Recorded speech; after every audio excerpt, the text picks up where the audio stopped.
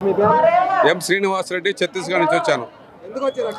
జగన్ అభిమానంతో అక్కడ చెప్పుకుంటున్నారు. జగన్ ఇక్కడ అమ్మఒడి, తర్వాత డ్వాక్రా మహిళలకు రుణమాఫీ, తర్వాత అతను వస్తే వర్షాలు సక్రమంగా పడుతున్నాయని చెప్పి అక్కడ ప్రజలు అనుకుంటున్నారు.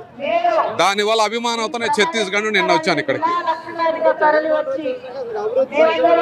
అభివృద్ధి బాగానే ఉంది. పేదల కింద ఉంటే అభివృద్ధి కాదు, పేదల పైకి వస్తాడు అభివృద్ధి. 10 మంది చెప్పుకుంటారు పేదలు. ఒక మంచి పని చేస్తే 10 మంది ఉన్నోళ్ళని చెప్పుకోరు. ఒకరోజు అన్నం పెడతాడు, వెళ్ళిపోతాడు. కానీ పేదోడు ప్రతి మాటలు గుర్తుపెట్టుకుంటాడు.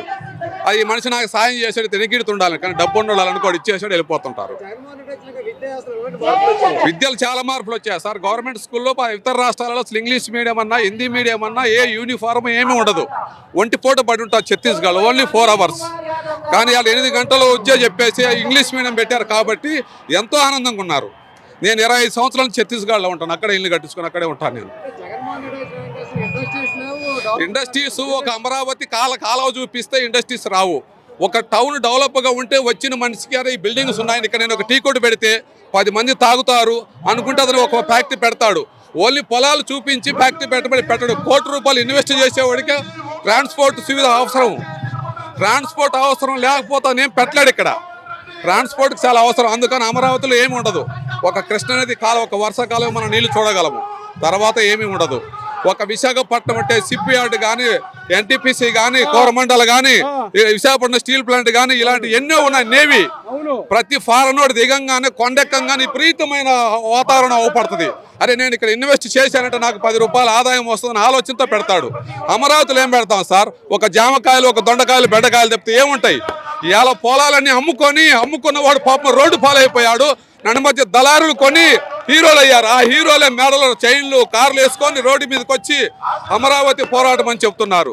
అంతకు మించి ఏముండదు.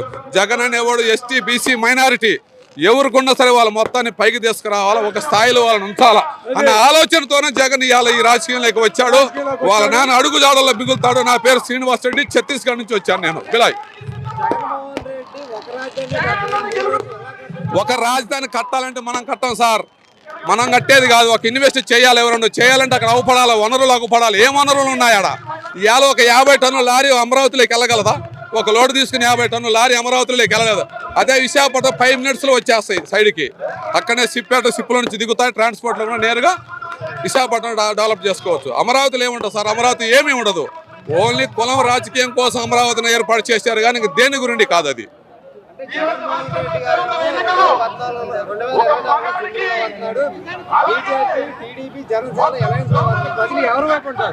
జగన్ వైపు ఉంటారు.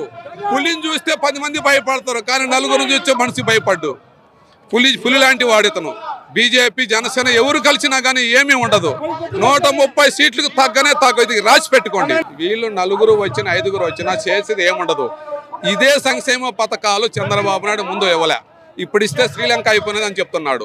ఇదే పథకాలు రేపటి వచ్చి ఇస్తానంటాడు. శ్రీలంక కాకపోతే ఇంకేమైనా అవుతుందా?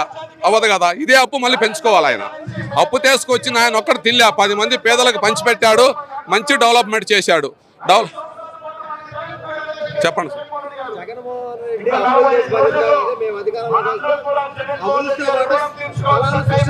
సార్. ఇది చెదులు పుట్ట కాదు. మనం వేళ తుడిపేసరి పొద్దుటానికి పెరగటానికి ఎవరు వచ్చినా కానీ అప్పులు చేయాల్సిన అప్పులు చేయాలి. బీజేపీ గవర్నమెంట్ లేదా కొన్ని లక్షల కోట్లు అప్పు చేస్తున్నది. మనం చెప్తున్నారు, ఆ స్టేట్ వాళ్ళు చెప్పరు. ఒక్క మన ఆంధ్రప్రదేశ్ అవపడుతుంది అప్పుల్లో ఉన్నారని. కానీ తల్లి పాలు దాగి రొమ్ము గుద్దే మనసులు ఉన్నంత వరకు ఈ ఆంధ్రప్రదేశ్ బాగుపడదు. అది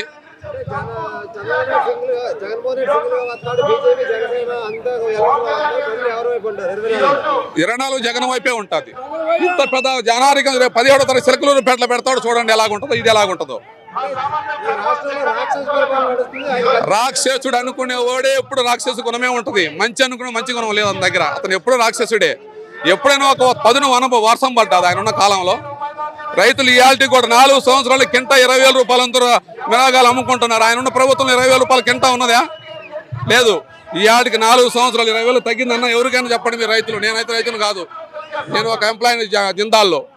కానీ మిరవ తోట ₹20,000 కింట ప్రతి సంవత్సరం వస్తానే తగ్గిలే మిరవ తోటకి. పత్తి బాగానే ఇప్పుడు వర్షాలు వచ్చినాయి పోతున్నాయి, దానికి మనం దేవుడు ఇచ్చిన ప్రకృతి వస్తుంటాయి పోతుంటాయి. కానీ జగన్ అనేవాడు ఓడి సమస్య లేదు కదా. 2024లో మళ్ళీ 130 స్థానాలు గెలిచి మళ్ళీ విశాఖపట్నంలో జై జై